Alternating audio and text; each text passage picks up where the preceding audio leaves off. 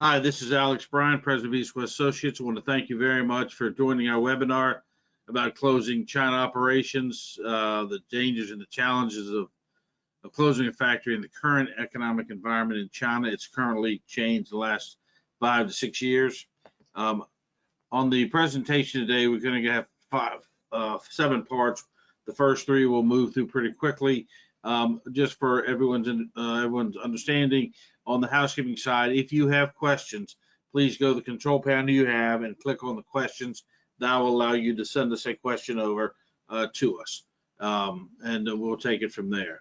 We're going to cover the webinar series here, of which webinars we're going to be doing, and then we're going to look at introduction speakers, China's current business environment, then how closures, what's the consideration of closing plants in this environment, a 3-step methodology, and then we get into Q&A discussion. The Q&A discussion will be about approximately 35, 40 minutes of this whole thing, where we're answering questions. We got a bunch of questions already sent in to us. So we'll be answering questions from you, the audience, as well as questions that have been sent to us. So with that, we'll move to no further time. We'll get right into it.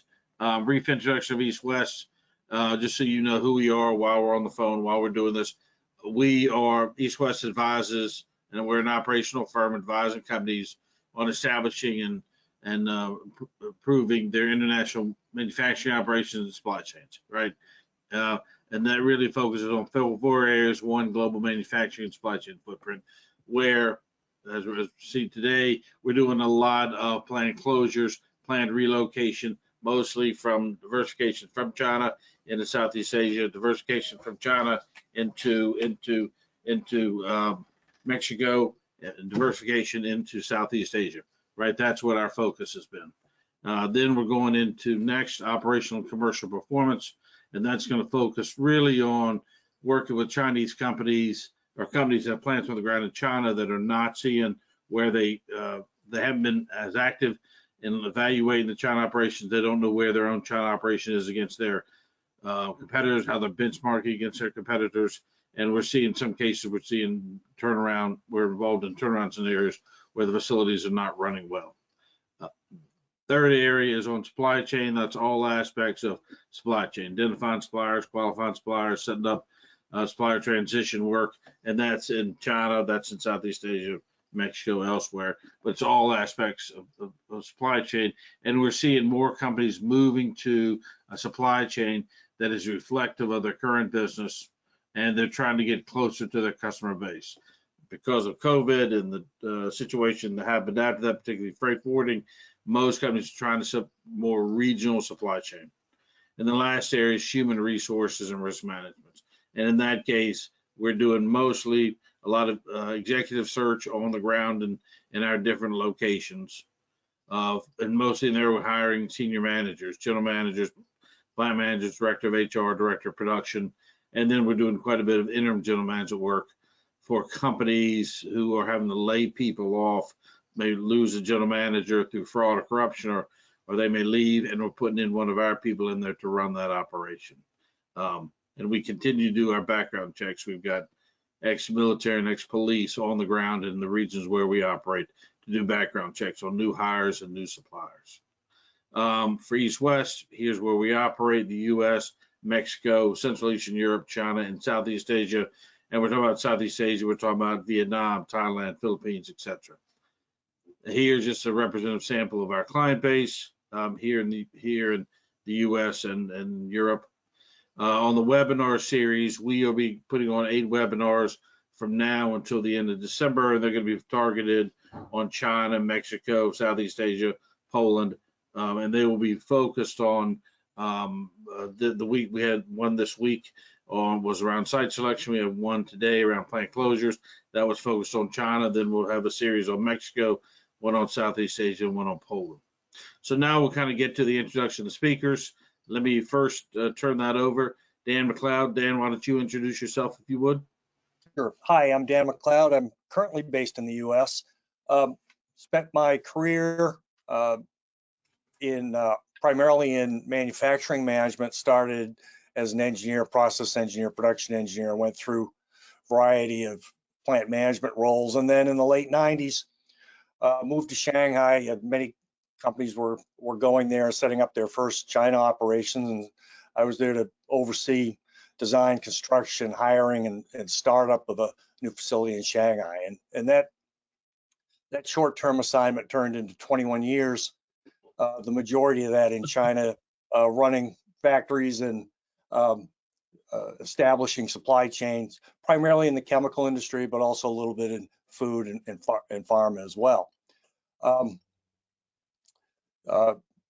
Left that in about 6 years ago and started working with Alex at East West, and since then had an opportunity to do projects not only in China but Southeast Asia, Mexico, and Europe. Things from evaluating manufacturing supply chain footprints, site selection, supplier identification and development, and an opportunity to do those globally in the last 6 years. Relative to the topic today, facility closure, in addition to starting up facilities, I've been tasked with shutting down 2 of them in China, Indonesia, Taiwan, and Korea. So bring that experience, relevant experience today also. Thank you, Dan. Vicki? This is Vicky Shao from Shanghai, and I'm based in Shanghai. My career had been mainly in human resource management and organization development management in several multi-international companies for over 2 decades. And then I joined East West Associates about 8 years ago as a consultant. I had been involved in a number of projects. Most of them were plant closure projects in China in different provinces. And I was also in charge of organization assessment projects, integrity training projects, and executive search. Alicia?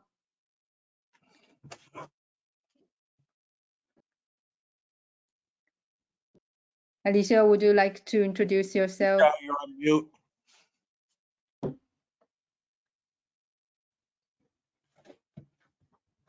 Sorry, guys, that's a technical error. Thanks, Vicky. My name is Li Xiao, and based also in Shanghai, China. I have more than 20 years experience working with multinational companies in China, Asia, specializing in business transformation as well as turnaround.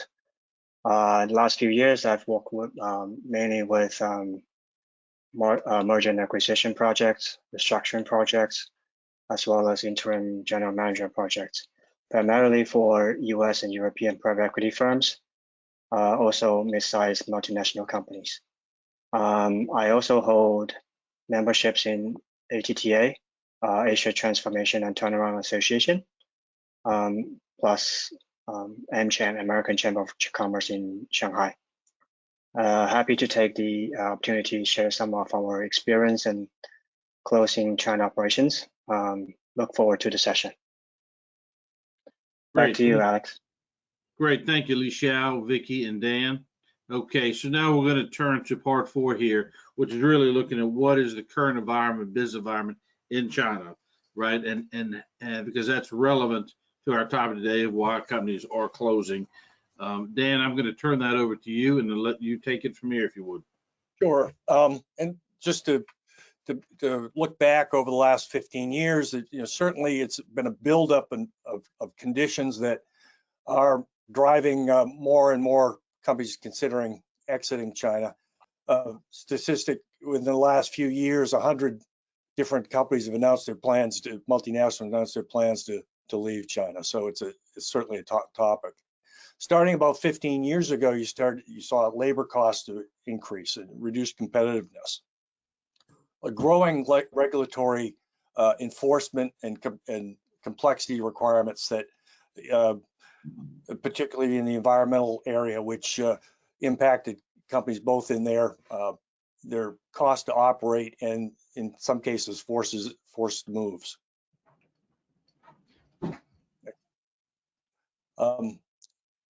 Over time, many companies saw increased domestic competition. They went to China to sell into the market with a product generally unique.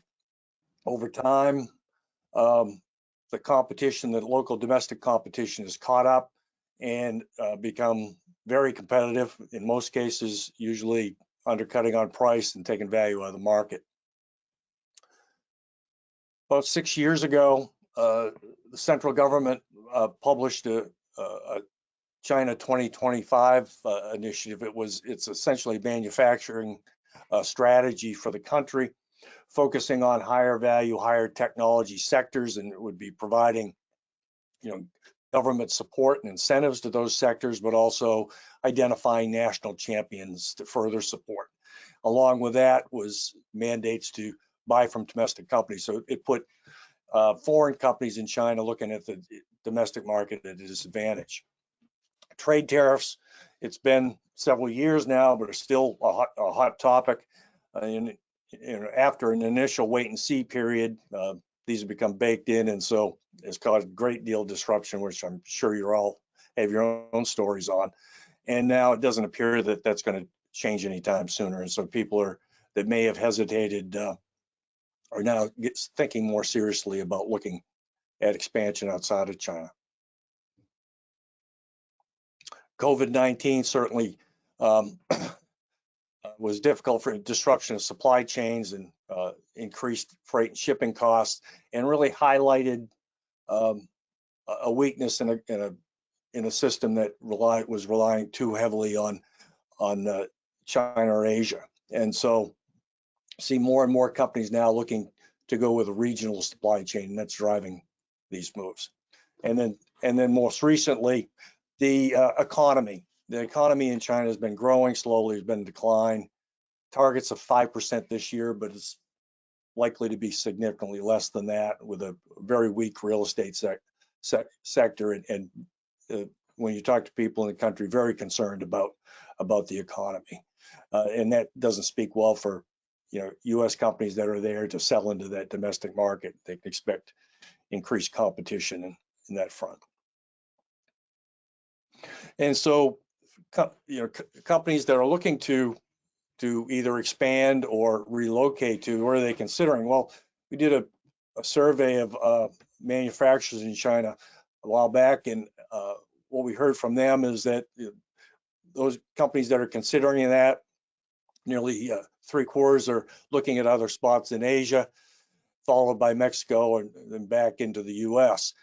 And the sort of surprising thing that's happened recently is within Asia, destinations within Asia, India has gone up that list rapidly, and more companies that really weren't looking at it as an alternative to China are now starting to look at it. And so, these forces will, drive supply chains to emerging economies, and in many cases regionally. One thing again, Southeast Asia and India, for example, the growth rates are generally expected to be higher than in China for the short term. So they provide an attractive local market, if you will, in addition to a spot for international and exports. And Dan, is it fair to say those looking at Mexico are primarily for production there and export back to the U.S.? That's correct. It's really all about getting closer to the customer there, as well as hopefully tariff avoidance as well. Yeah.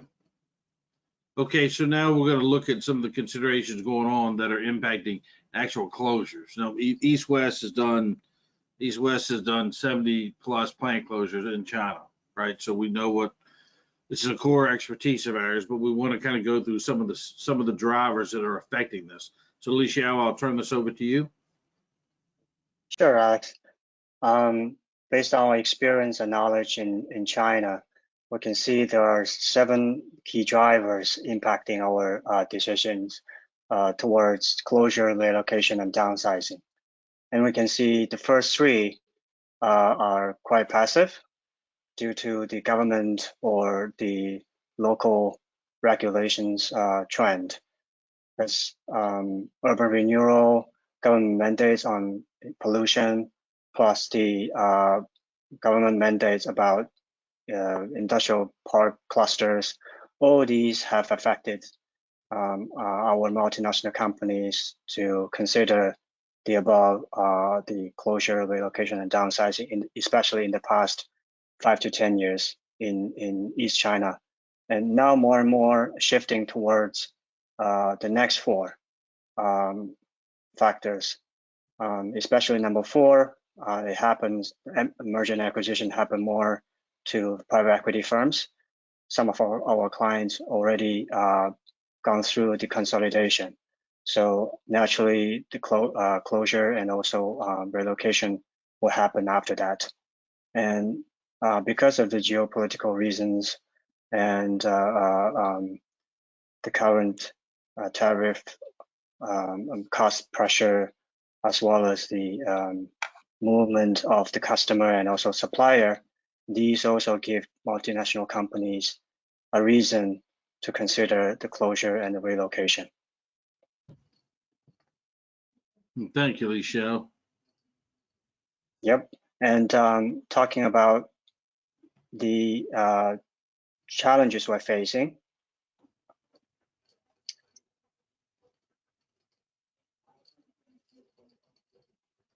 Yeah, if we talk about the challenges, mostly there are five main biggest issues in front of us. As we all know that China has been a socialist country, there's quite strict labor law, which are more in favor to the employees. So with the last few years, more and more companies are considering closure and leaving China. The employees are also getting higher expectations on the severance pay. So that has given challenges and concerns to the multinational company when we are considering these factors. Another major thing we would like to bring up is the concerns on during the closure. There are several incidents about threats, sitting-in, strikes, and these consequences have already been posted on all kinds of social medias, and which naturally brings up a reputation issue. So if we look at the right-hand side graph, over the last few years, the number has been increasing steadily, and which has been really getting attention from media, not just in China, but also outside China. So that's something we will address, how to avoid these kind of issues, how to plan in advance today. Thank you, Lixiao. It is shocking to see that you could have over 3,000 strikes, Right. 2,000 protests that people just don't read that much about, unless we do because we're there. But it's a shockingly high number. For Dan, you can talk about the demographics here. Yes. So when we talk about, and this relates to sort of the labor environment, the workforce situation, and what employers have been seeing now for a few years is that you've got an older workforce, a rapidly aging workforce. That's the population, the working population has decreased. So pressure on wages and it can, the lack of workers generally contributes to more labor militancy. And what you do see now, a huge change in the labor force, the migrant labor force, essentially the children of parents that were migrants. They're better educated.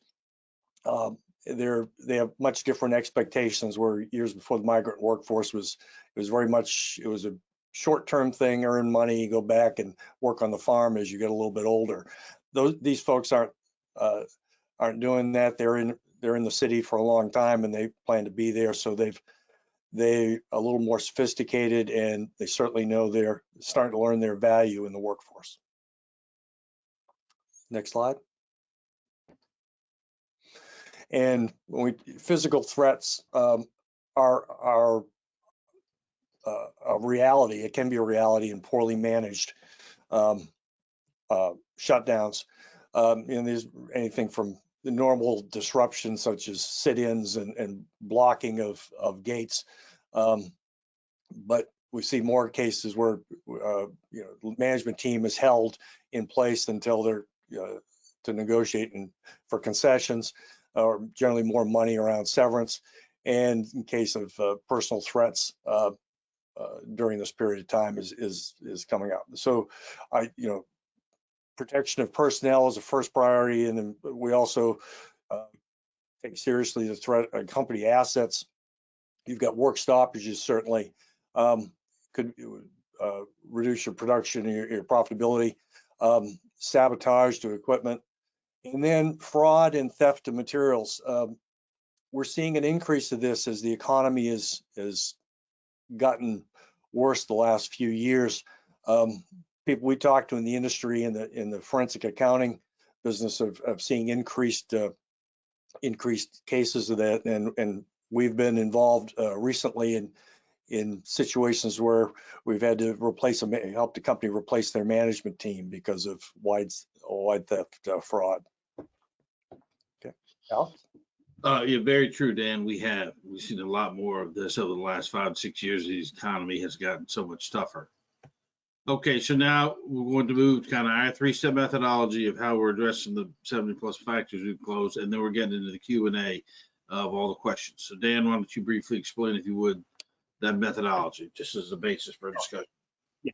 So we approach this in really 3 steps. And the first one is developing a project management structure, a detailed project plan, various work streams, and a crisis management plan.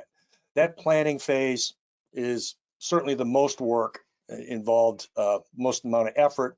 And we like to target 3 months of preparation, prior 3 months before a shutdown of the facility or announcement of shutdown of the facility. We'd want to have that work.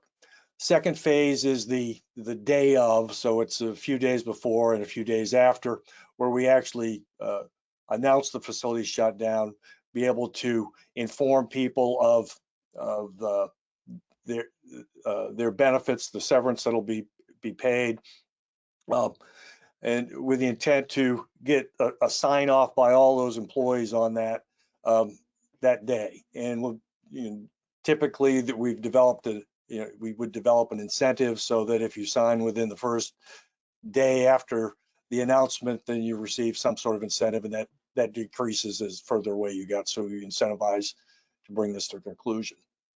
And then the third phase is post-closure, and that is, providing adequate security and services to remove equipment, remove any remaining inventories, waste disposal, if in the case of a leased building, return it back to a condition suitable to return the landlord. And then on the entity side, deregistration of the entity, which involves a number of discussions, negotiations with tax bureaus and the labor bureau. And typically, this is the longest, probably 6 to 9 months in most cases, but it's intermittent effort over time, and it's not continuous work. But that's the piece of that we help with. Okay, thanks, Dan. Look, we just got a question from one of the registrants talking about guidance on the protection of IP, as mentioned in the presentation, and they asked if the IP theft is on the increase in China, and the answer is yes.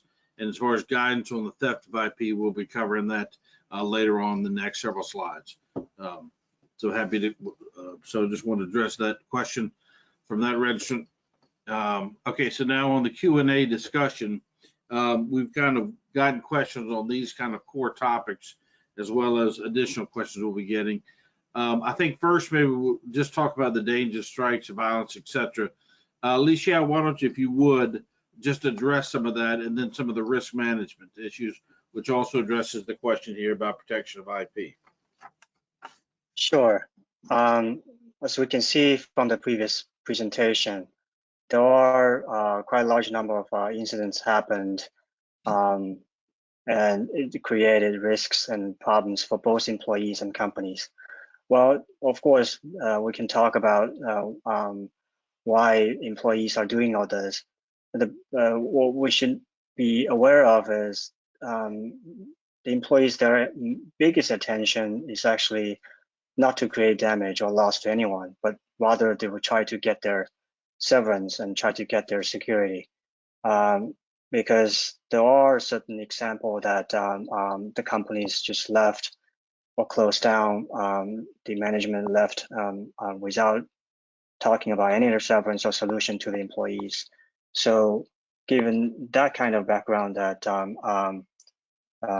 we should plan all kinds of communication well in advance and do all these risk assessment beforehand.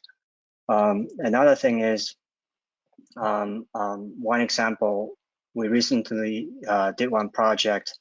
The top management in the US actually haven't made any decisions on what to do. The management just discussed about the possibility of closing the entity in China.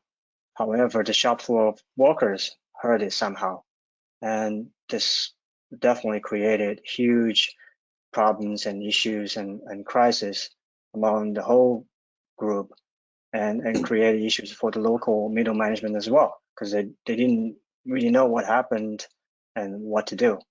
So our recommendation is keep it confidential before anything is finalized.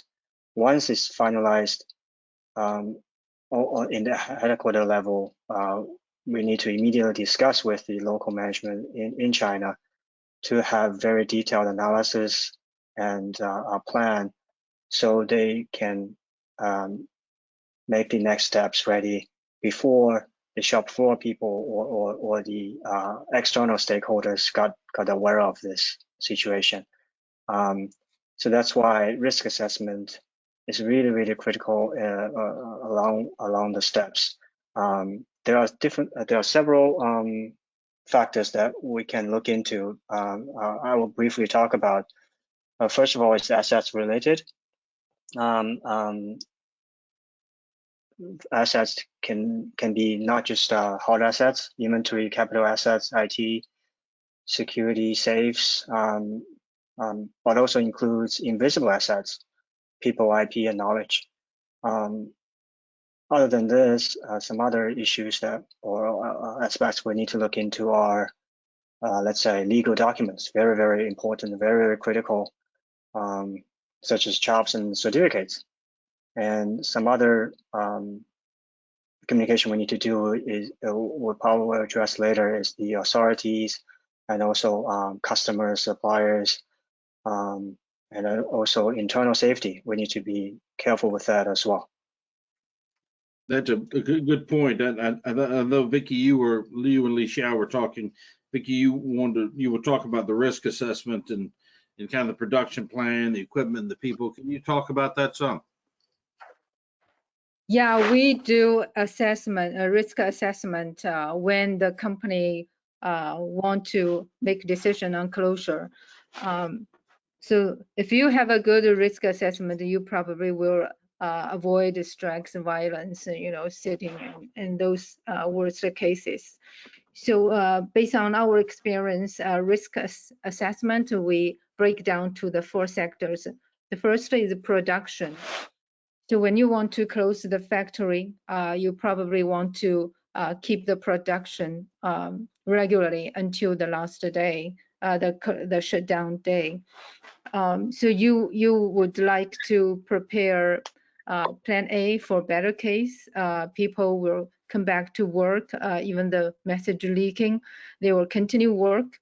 You will have good inventory, continuing purchasing, and your product will be in good quality. So you will prepare plan B. That's for the worst case. What if people get angry? Management team, China management team did not handle well for the issues, and employees get angry. They sitting and without working, and your inventory getting shut off, and the purchasing got trouble. and probably your product quality is in big trouble too. So you will have plan A and plan B for production. Most of our clients, they produce here in China and ship to outside of China. So that they do not want to risk their reputation by those production disturbing. The second is people risk assessment. When we say people, the first is the people, key person you want to protect. Why? Because when employees get angry, those key person will be their target, because they know those senior person, they are decision maker. They talk to the headquarters. So we have cases that employees stalked the senior manager on their way home and their family. It's kind of a threat to the senior managers. So you may need to analyze if you will have those risks. And the second type of people is a power broker. So if you have hundreds of people, they are migrants from different provinces. They have some, local, provincial people cluster. They just grouped, by province. They have their own relationship culture. So they probably will have a power broker and encourage their group members to get trouble to the company. So you may need to identify who is a power broker and what's your strategy to handle those type of tough people. And the third is the equipment risk assessment. Some company, they have high value equipment in the factory. They either want to sell or they want to transfer, ship to other countries or their new factories. Then how you want to protect those high level equipment without being sabotaged. And the fourth is IP, intellectual property. When we say IP, it refers to your trademark if you have, and your patent, and probably your product is unique, and your manufacturing techniques and the product design. Many companies, they design the engineering their product in local China, and your drawings and any data of the product and your software license, how you want to protect those IP or manage those IP. Those are 4 sectors when you do risk assessment. Each sector will break down more details in our methodology. That's right, Vicki. And for anyone, we just did a webinar on Tuesday around technology transfer, right? How to protect your IP, particularly what Lixiao and Vicki are talking about, your IP as far as your designs, your trademarks, your know-how, manufacturing know how to protect that. If you can go on our website and see that presentation, listen to that recording. Dan, I know when we've come across this increased case of violence or sit-ins, damage to equipment, we regularly use security guards, but when do we normally bring those guards in?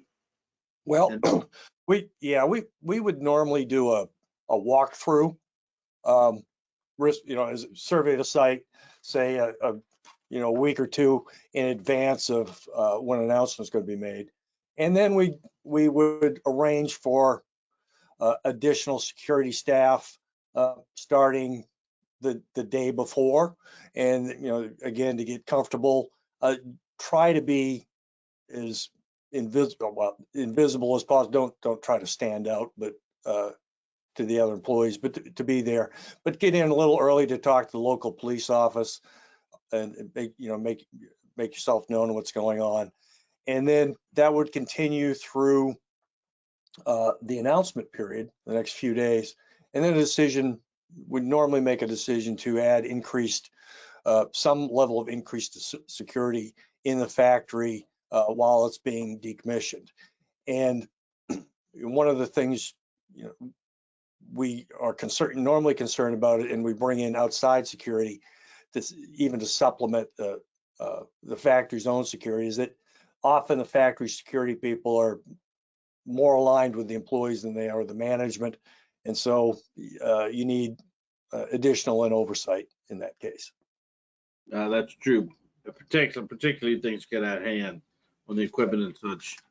Dan, if you would, we're talking about the EWA methodology. If you can kind of walk through briefly on phase 1, phase 2, and phase 3, and specifically addressing the topics of how this affects the risk that we're trying to prevent, and the damage, the subsequent damage to the facility. Right. In the first phase, the planning phase, and really develop a project plan, project management. First of all, is to develop a team, and this would be different functional leaders from headquarters and very few, the minimal number that you can get away with, local managers. You really want to be concerned about how many people are aware of the situation, and determine that team, again, multifunctional, to prepare the plan and monitor it, and be available during the execution of it to provide support and direction. And then that project plan is going to have several work streams that will need to go on concurrently up to the time of an announcement. This would be, and there's a lot of information to collect and analyze as part of this. So, one of the main work streams is around people. And again, it's understand your workforce demographics. Vicki gave a good analogy of migrant workers from different provinces and how they were organized. That's the type of information. Who are the leaders there that could be the most influential? Are there any special cases? For example, do you have a couple, with 2 incomes in the family, both working at the site, that would be impacted? And other special, people with disability cases, and really understand the total demographic there. And along with that, an HR-related part of that would be to audit compliance with payment of social benefits and overtime procedures and other labor.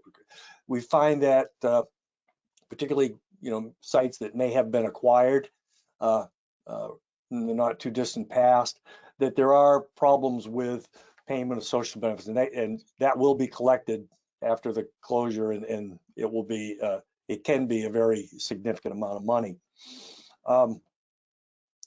There was some discussion around asset protection, IP protection, and call that out separately, a little different from hard asset protection, but really approach that we generally follow is, first of all, make an inventory of what we consider IP. And again, it's product design, it could be customer lists, pricing lists, salary and wage information, supplier lists and price. It could be a combination of technical and commercial information. And so make a comprehensive list of that, understand where that resides now, who has access to it, understand what controls are in place in terms of access to networks, and make sure that it is very clearly understood and laid out. And then as you get to the point of making a shutdown announcement, you can secure it. Much of that securing it would likely be electronically through network systems and password and whatnot. So you can see how that could be IP can be protected there. One of the early decisions that will need to be made is around what sort of severance benefit, because that's a fair amount of calculation and documentation preparation that you've got to do to do that. And it's also, since it's a high cost item, it's going to be the highest cost of this whole project. it gets a lot of attention. And you want to budget for it. You've got regulatory requirements that you need to meet. And then what we want to do is understand what the precedent is in the local community for previous shutdowns. And so we'll understand that, because you don't want to be too low, obviously, because that's going to cause a labor dispute. And you don't want to be too high, because that sort of precedent will create problems for the local labor bureau after you've left. And that's, they want, they don't want to have an outlier that they have to explain. And then certainly post-closure plan, understand what equipment you're going to keep, what equipment that you're going to dispose of. If you've got a landlord, you need to understand what the requirements are for returning the building to the it's suitable to be rented again. And then start to understand situation around any tax liabilities. Some cases you may have received incentives to locate there, and if you shut down early, then they may claw those back. So really, there's understanding your post-closure work stream as well. What sort of resources are going to be needed to that? A finance work stream, understand what the costs are, particularly around severance, and make sure you get the money into the bank accounts at the appropriate time. That can be a challenge on short notice, so you want to plan that well. And then generally around the closure, we talked about maintaining production through an announcement date, in some cases afterwards. But really want to have a good understanding of your production plan so you can manage your inventories, both incoming and outgoing, and be able to also manage quality and any shipments you need to make while you're post-closure. So again, questions popped up here. They were asking the length of time on the phase 3.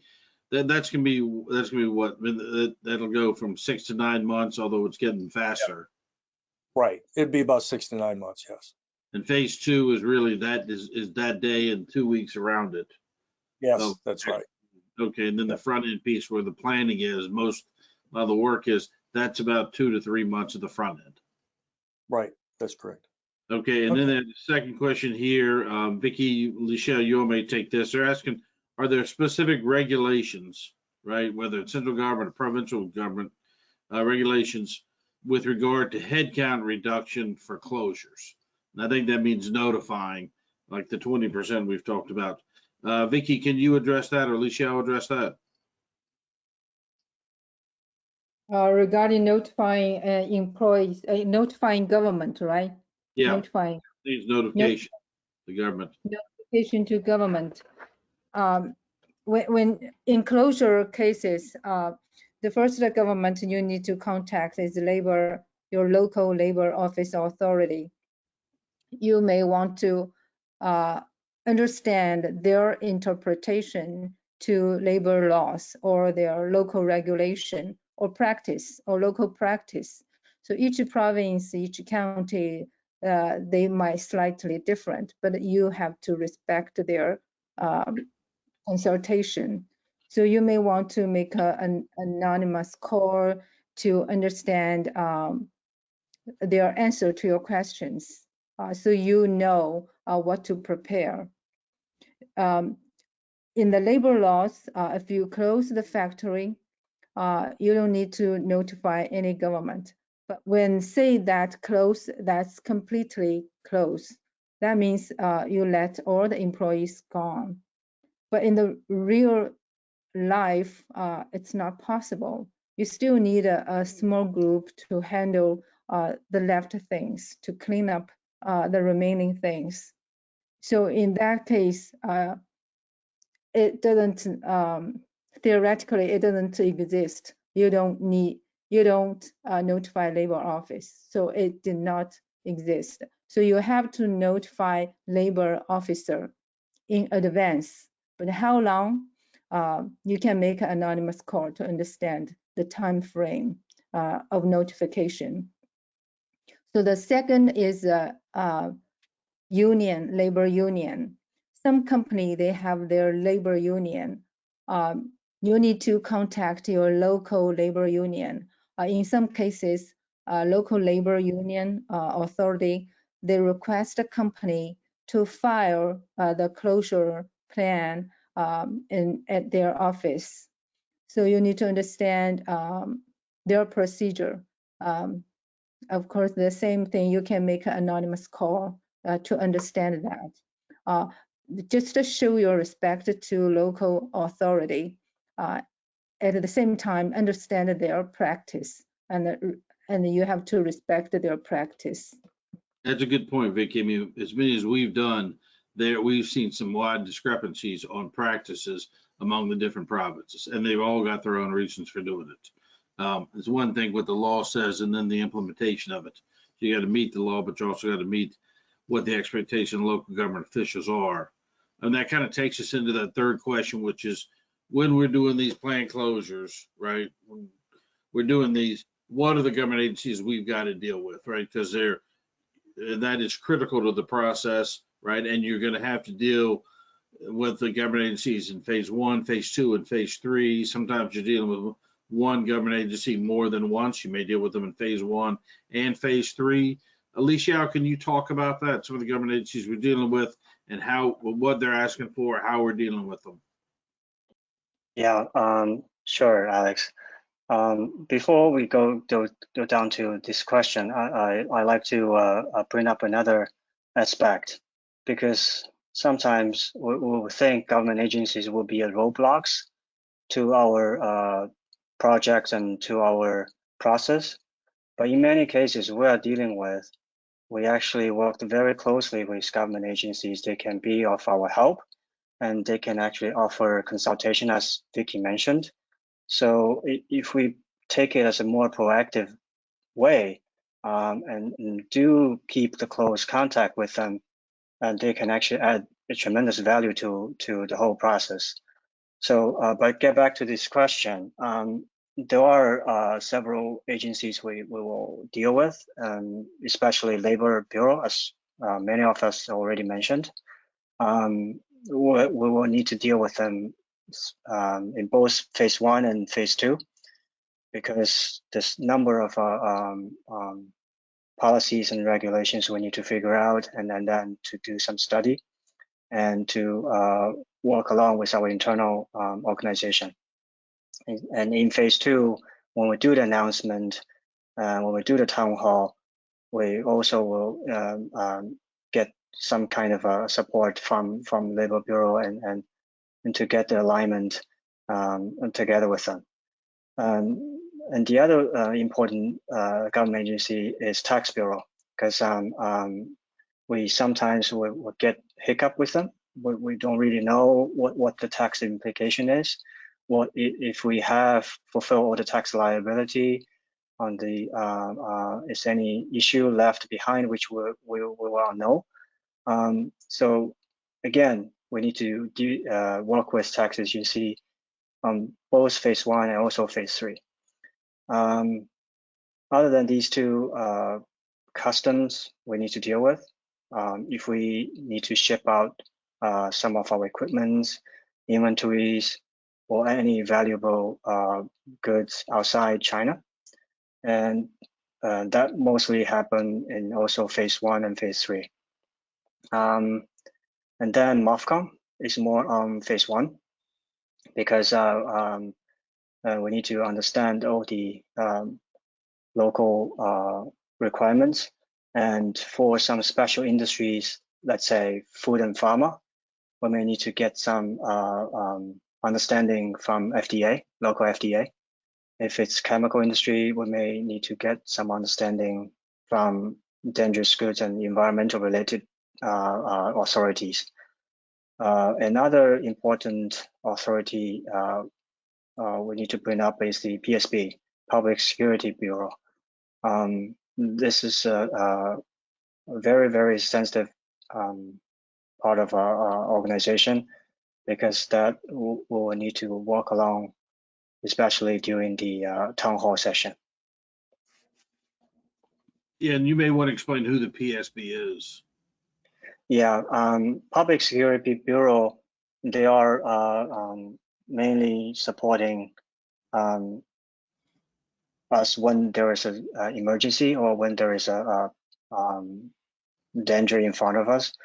So it's not really their liability to support us, but there is definitely a need for us to inform this authority that we're going to do an announcement on the town hall, which will affect a certain number of employees. There might be kind of concern or risks of creating security issues. Of course, in the meantime, we will present our backup plan with the security guards, with what we have planned during a risk assessment. So the PSB will know we are ready with the plan, but we need the help just in case. That's 100% right. Yep. That's so Mhm. important to say. We were not, you got to show them that you have a plan. You're not just going to try to dump it on the police, but you got Exactly. yeah. We had another question pop up. The question was this: are there circumstances where the government has incentivized companies to not close and remain open after a plant closure announcement? Dan, Li Xiao, Vicky, would any of you all like to address that? I mean, I think if you're one thing I would think is if you are a behemoth sized company, and we're talking 20,000 employees, I mean that's one thing. But I've never heard that for the companies that are laying off 1,000, 1,500, 500 people. Vicky? Um, Dan. I think Dan knows that too. Well, those the incentive, so the incentive to the company, right, Alex? Yeah. Those, The question is, after the company says they're going to close, the government comes back in and says, no, we'll give you more tax benefit. We'll give you more, we'll give you more tax benefit. We'll give you better education services. We'll pay you back for the land, whatever the incentive is. Have we ever had that where the local government comes in, says, no, we don't want you to leave. We'll give you a bunch of tax benefits or incentives to change your mind and stay? It's after the town hall, right? It's after the announcement. After the announcement, yeah, after the announcement's already made, then the government wants them to come back in and offers a bunch of incentives to get the company to change their mind and stay. Yeah, yeah, if I may say that we'll try to avoid this kind of situation because it's already announced. But what we could do is before we do the announcement, we may actually somehow get a feel from the government if they will do this before we do the announcement. But Yeah. once the announcement is done, it's kind of not easy to say no, right? I mean, I've never heard of it after an announcement. I've heard Right. of and know of certainly a couple of cases where, companies were quite open with the local government, say, hey, we're planning a shutdown, and then they did receive some Right. incentives to stay longer. So. Yeah, we've had cases where when we were asked by a client to help them shut down, we approached the local government about this, right? Mm. But they're generally larger companies. But if you're a company, even a smaller company that's got a good presence in the region and they really want it. But the point is when we do that, that's got to be on the front end. Once a statement's made in the closures, then we've never had a case where then the government comes back after it's done. Yeah, but if it really happens though, what I would add is, in terms of communication, we have to let this thing go, right? We have to do the closure kind of thing, but we can always recover after a certain period of time, saying, well, after a certain study and also cooperation with the government, we want to reinvest in this project, that could be done. But it doesn't necessarily to say, oh, because of the government plan, then we stop the closure. That's kind of strange, in my view. I think it'd be also confusing to the employees. Right. So we get to speaking of the employees, we go to the notification of it, and we've talked about how the regulation says you give them an advance notice, but you don't have to, depending but the trade-off is you have to pay them additional severance. Vicky, why don't you talk a little bit about the notification of employees? When, what do the rules say, and then what do we recommend, and what do we do, and the reasons for that? To notify employees when the company made a decision and to determine which the closure date, I mean the factory shutdown date, when they determine that date, to notify employees, you either notify employees on the same day, or some company, they want to notify employees earlier, a bit longer earlier. So we encourage the company to notify employees on the same day, same closure day. But you need to do a lot of preparation before this closure date. To notify employee, they're attached to many things. First is how the work, stop at that day, and how about the handover?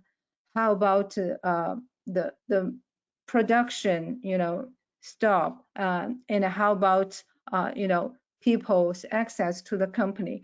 There are a lot of details you need to prepare before notification.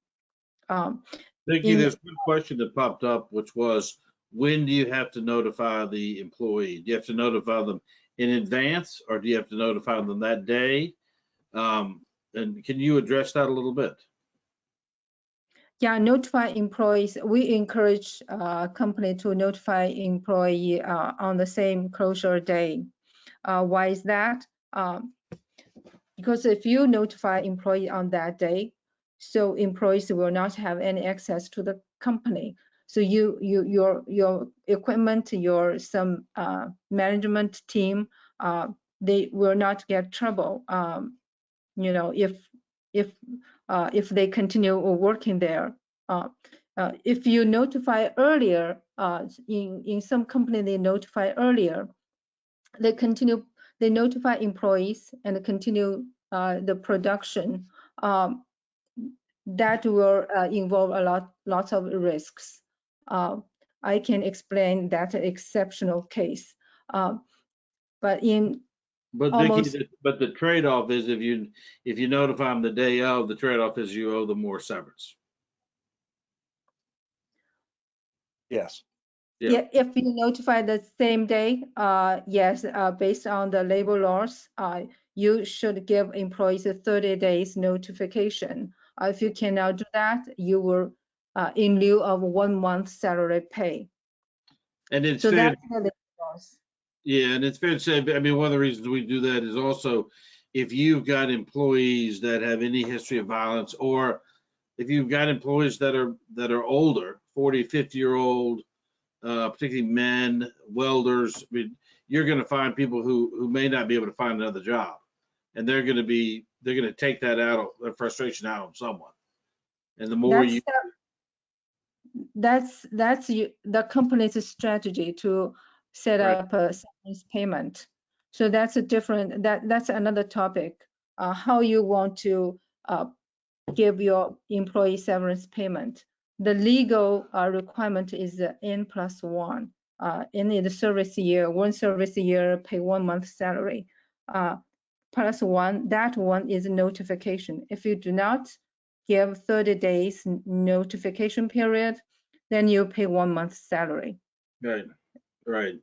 And it's a trade-off, but I mean, obviously Yeah, we've done so many of them, but that's the approach we're taking, is more the day of. I think we're getting close to the hour, but I got It's actually 12 o'clock right now, but we've just gotten in a few more questions that I want to be able to answer around the IP protection, the physically move equipment, and make sure we get everyone's questions in. So the presentation is stopped. You can leave, but we want to make sure we answer the questions that have come in. Here's one on IP protection.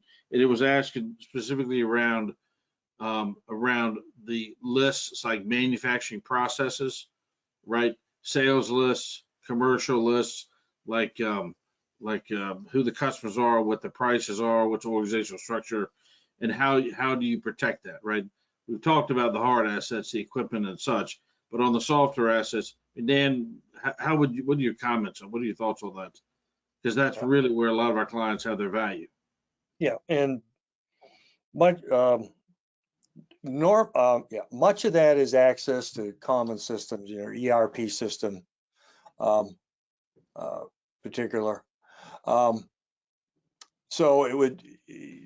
what we normally do is there's a coordinated effort between the local shutdown team and someone in corporate IT. And so at a certain predetermined time, access is cut for employees that are leaving, those employees that are leaving. That's the major one. That's the major electronic. And then, as I mentioned earlier, early on, you need to take an inventory of, develop an inventory of what IP you want to protect, and understand who has access to it and how they have access to it. And then you can develop a more detailed plan with that. Yeah, and fair point. And we're seeing quite a number of folks, quite a number of people treating that IP, that soft IP as important, right? Yeah. And it's getting more relevant. The last question we had prior to this event was around physically moving equipment. And basically, is it relatively easy to move your equipment out of China? And Lixiao, why don't you talk about that if you would? Yeah, sure. To move equipment is always not easy in China, no matter if it's incoming or it's outgoing.